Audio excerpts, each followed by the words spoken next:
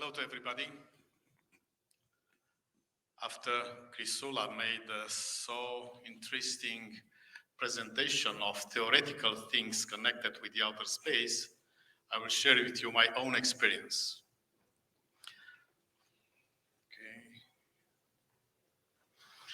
So the problem of human existence and survival in outer space is still a topic of very comprehensive and complex debates and analysis. So far, only under 600 people have flown into outer space. I had a chance to be the 103rd Earthling to make a space flight 41 years ago in the framework of an international intergovernmental program in which my country, Romania, participates. I will briefly describe what cosmic space represented to me, how I came to be selected, and of course, some considerations on the medical condition during the space flight itself. I had the desire to float through air and space as a child. Not once in my childhood, I had a feeling that if I wave my hands, I can rise like birds, and more than once I dreamed of floating over the valleys of the mountains or rising by my own strength up to the sky. I graduated from the Aerospace Engineering Faculty of the Bucharest Polytechnic University. Then, performing military service in 1977, it happened to be at the right time in the right place to find out about the selection for cosmonaut candidates and participate in it. The Air Force Command and the Aeronautical Medical Center at that time were directly involved in the selection of Romanian cosmonaut candidates. Romania was the part of the second group of the Intercosmos program for training and sending into space specialists from the member states of the program. A first group of cosmonaut candidates in the program began training in 1976 and flew into space in 1978. The first non-Russian and non-American cosmonaut in the world was Vladimir Remek from Czechoslovakia. Romania was the 11th country in the world to send a cosmonaut to the outer space. I remember with interest a series of tests that I faced in the condition of technical progress in the medical field at that time, many of them being performed at the Institute of Biomedical Studies in the field of aviation and cosmonautics in Moscow. In the absence of a tomograph, the investigation of the shape and position of the internal organs was done by graphically recording the projection of the internal organs after injection with radioactive isotopes. To determine if there are deposits in the urinary system, we were shaken for 20 minutes, immobilized on a chair, fixed on a vibration platform, after which we had a urine analysis. The study of the exchange of liquids with the environment was performed by analyzing the weight variation, after we were kept for 2 hours in the baro chamber at a temperature of 80 degrees centigrade. There were other tests that were meant to be edifying and finalizing our selection of that time. During training, you go through all sorts of extreme but ground control situations. At the simulator, we were induced emergency situations through which the previous cosmonauts have passed on board other spaceships like ours. Thus, you became able to cope with those situations and to have the knowledge and skills necessary to deal with new ones. Jet plane flights, aerobatics, self-flight, skydiving, survival exercises under various climatic conditions have contributed to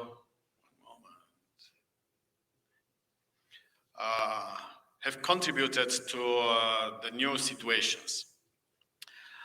Along with a lot of theoretical knowledge, the various complex training were elements of periodic examination of the cosmonaut candidates and the awarding of grades that ultimately led to determination of who from the 2 candidates from each country will fly into space. I was launched into outer space in the evening of May 14, 1981, on board Soyuz 40 spacecraft. After 8 minutes and 50 seconds of accelerated flight accompanied by vibrations, The carrier rocket placed the spacecraft with a new crew on board in low Earth orbit at over 200 kilometers of altitude at a speed of 28,000 kilometers per hour. After 28 hours of spaceflight, we docked with the space station Salyut 6. Until 4 o'clock in the morning, we had to test in real flight the operations at the parameters of all the spacecraft equipment and perform the first, one moment, it moves too fast, and perform the first orbital maneuver to rise the orbit. Then rest until noon the next day. After the second orbital maneuver performed about 25 hours after launch, we entered the orbit of junction with the Salyut 6 space laboratory at an altitude of about 350 kilometers above the Earth. The framing on a certain corridor of the approach and the junction with the space laboratory represents a very dynamic and somewhat risky regime of the spaceship, in which the cosmonauts have a lot of work to do. After the docking, we went to the Salyut 6 orbital station, where a host crew of 2 other cosmonauts has been working for 2 months. I spent in outer space 7 days, 20 hours, and 42 minutes. My partner for the spaceflight was cosmonaut Leonid Popov, the crew commander. He was an experienced cosmonaut who had flown another 186 days aboard the same space station, Salyut 6. During our spaceflight, I accomplished a series of scientific experiments, including medical and psychological ones developed by our Romanian specialists. The experiments aimed to obtain particularly valuable information for the dissemination of knowledge in the field of astronautics, astrophysics, nuclear physics, cosmic technology, and biomedical experiments that have contributed to the completion of existing knowledge on the behavior of the human body in specific conditions of cosmic flight. The conclusions helped to design procedures, devices, and strategies to keep astronauts safe and healthy throughout their mission. At the time of my spaceflight, the space medicine was not so performant as it is today. The statistics at that time were poor, as long as both USA and USSR recorded medical data from about 50 astronauts each, and the exchange of information was very much restricted. Now the situation is completely different. Many space agencies developing in cooperation complex medical studies on astronauts, making critical data available to specialists. Under weightlessness, there are many changes and disturbances in the normal functioning of the body. Although in the orbit the sun rises and sets 16 times in 24 hours, we follow a normal program of life and activity with a 24-hour cycle, as if we were working in a laboratory on the ground, so as not to stress additionally the organism from a biological point of view. The risks related to the stress placed on the space traveler refer to gravity fields affecting the spatial orientation, head-eye and hand-eye coordination, balance, locomotion. Some astronauts experience motion sickness.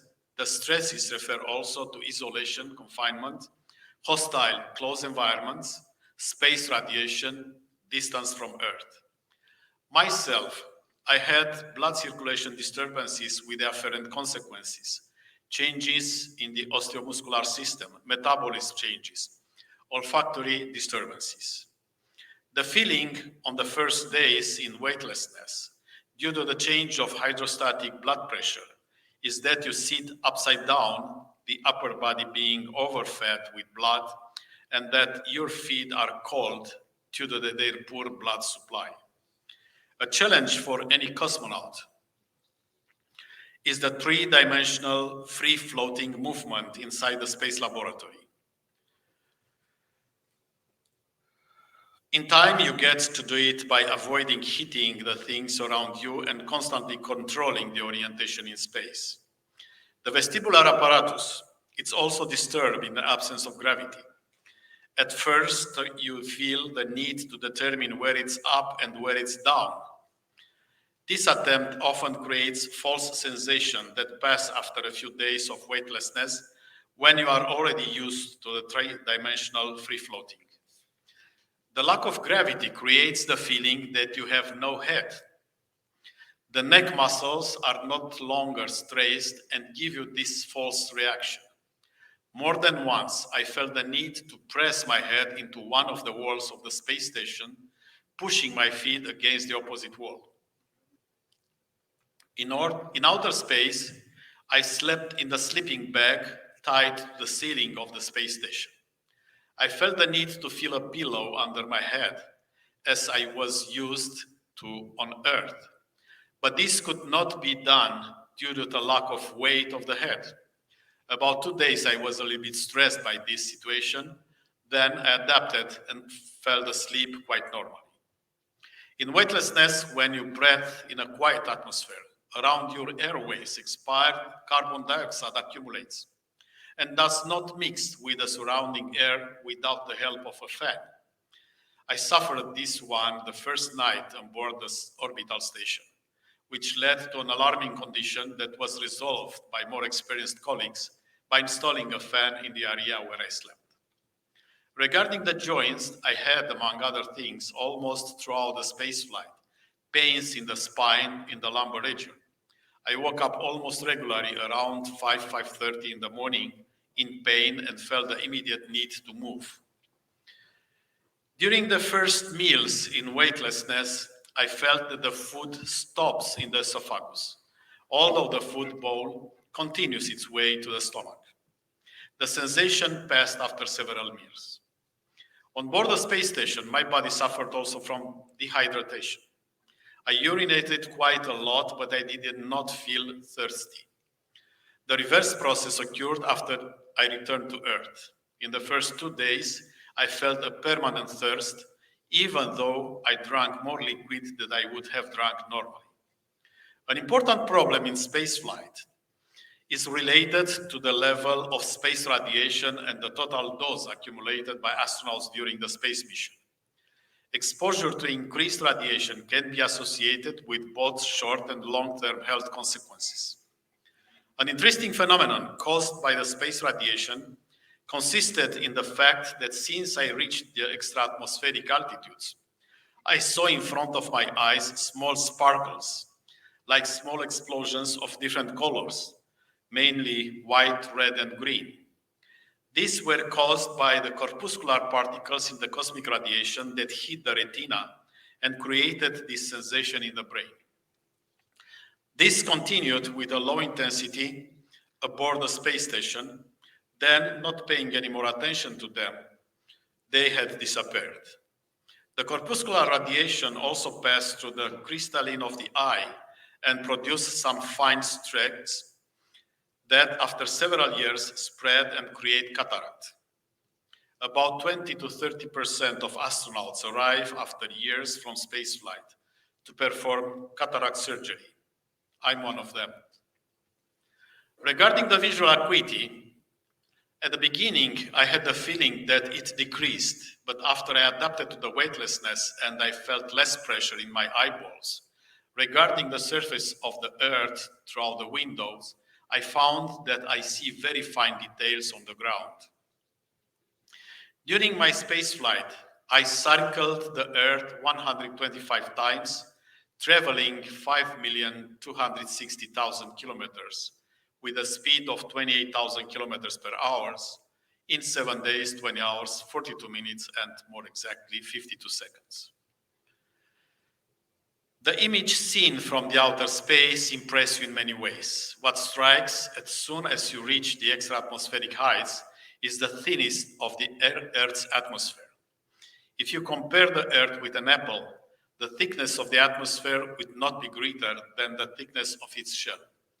It is almost shocking to understand that in that thin layer, life has developed and all living processes take place, and that we, in our ignorance, pollute this atmosphere by poisoning what we breathe and what future generations will breathe. The cosmos opens new horizons for me. I got to see our own planet from outside to have a different perception of the space and dimensions of terrestrial phenomena and problems. Cosmonautics has been marked since its inception by medically complex approaches. 61 years have already passed since the historical flight of Yuri Gagarin. Meanwhile, space medicine and psychology related to this type of activity have developed considerably. For humans, the spaceflight remains an act of courage and heroism. Returning to the present days, here are some statistics.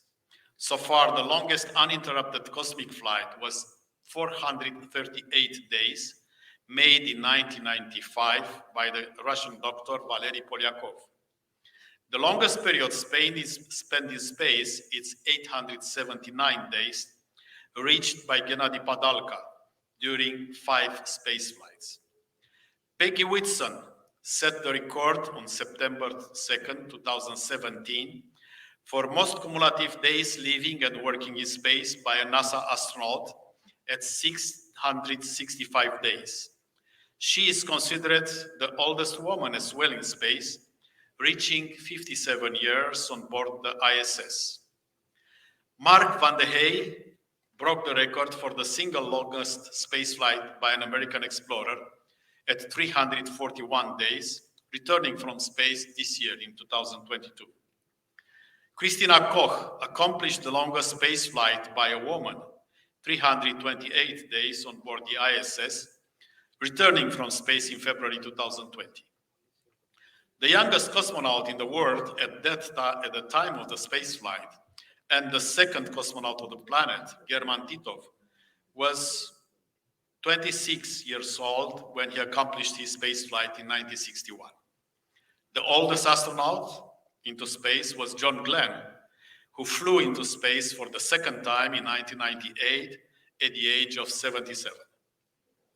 Today, the International Space Station is the most complex and expensive international collaboration project, being permanently inhabited by numerous international crews. When we send people into space, the spectrum of problems arising from this effort is very different from when we send robots. The next generation of space explorers, when humans resume exploring the moon, will reach Mars and asteroids. Even the new generation of space tourists will need a deeper and more comprehensive approach and understanding of all aspects of spaceflight. Whether it is done individually or multinational, performed with individuals with different cultures and even different beliefs. In addition to space medicine, this understanding involves various disciplines, such as psychology and sociology, history, philosophy, anthropology, cultural studies, political science, and of course, law. Specialists in the field of medicine, physiology, and airspace psychology will therefore have a lot to research, discover, and implement. I wish them success. Thank you for your attention.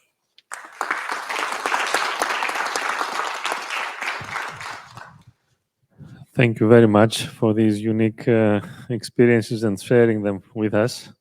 Now we'll go into a short presentation about Antarctica.